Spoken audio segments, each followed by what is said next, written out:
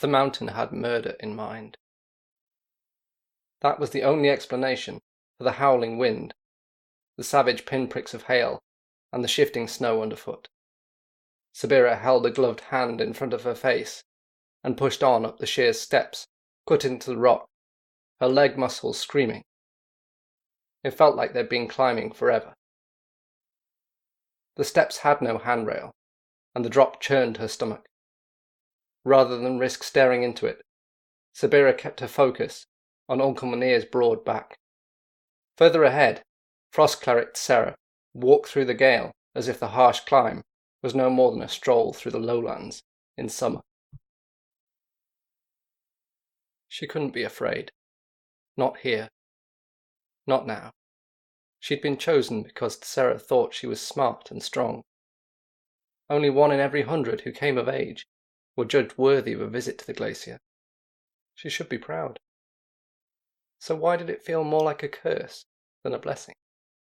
Abruptly, Sarah crested the steps and waited for the others to catch up. She was impressive, standing straight against the wind.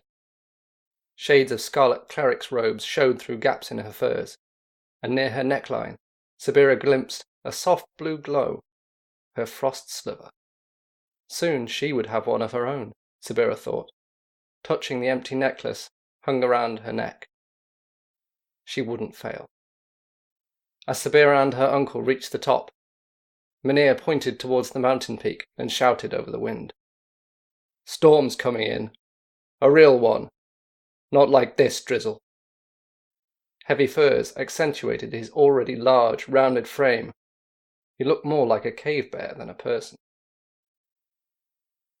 Looking over her shoulder, Sabira wished she could see Adrana's icy walls, glinting in the sunshine. But the huge rocky overhang that shielded her home city from weather also hid it from her now. Sabira's gaze strayed to the other side of the ridge, to where the glacier flowed down the mountainside, a great tongue of ice.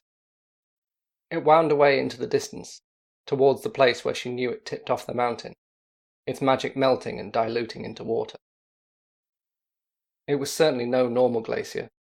They hardly moved if you spent a day watching, but the tears of Adarask flowed at a clear walking pace, and had a slight sapphire glow, like the cleric's frost sliver. The light of magic, the flame with no heat. Frostfire. Lines of scarlet prayer flags fluttered and danced in the gale nearby, straining on their moorings and threatening to rip away. Sabira's heart fluttered with them. "Maybe we should turn back," Munir called. Sabira glanced at her uncle. She couldn't bear the thought of descending the bonding path to the city, only to climb it again once the storm had passed.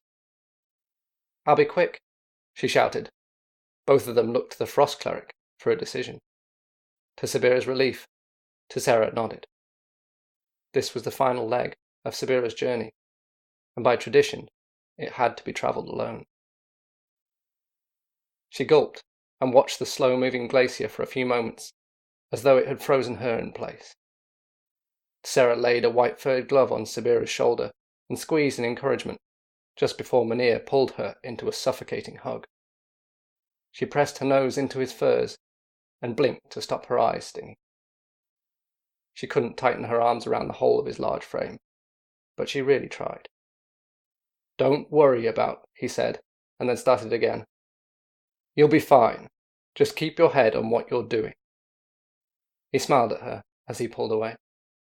Munir should know. As a packman, he had brought more potential bonders here than anyone. Sabira nodded but couldn't speak. Her nerves were too high, and even in the penetrating cold she could feel the heat of her quick heartbeat.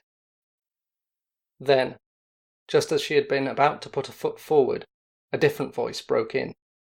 Not Sarah's calm, hard tone, or Uncle Munir's jolly one. It was a strange voice, like the ringing of crystal glass gently touched. "I hope my kin are happy with you." Sabira jumped at the sound, for there was no one but the 3 of them there. Except, of course, there was another as well, hanging around Sarah's neck. Her fraction of the mountain god, her frost sliver. This was the first time it had spoken to Sabira. They rarely talked to anyone they were not bonded with. "Thank you, I think," said Sabira, looking at Sarah, for the cleric's senses were shared with her bonded frostlet.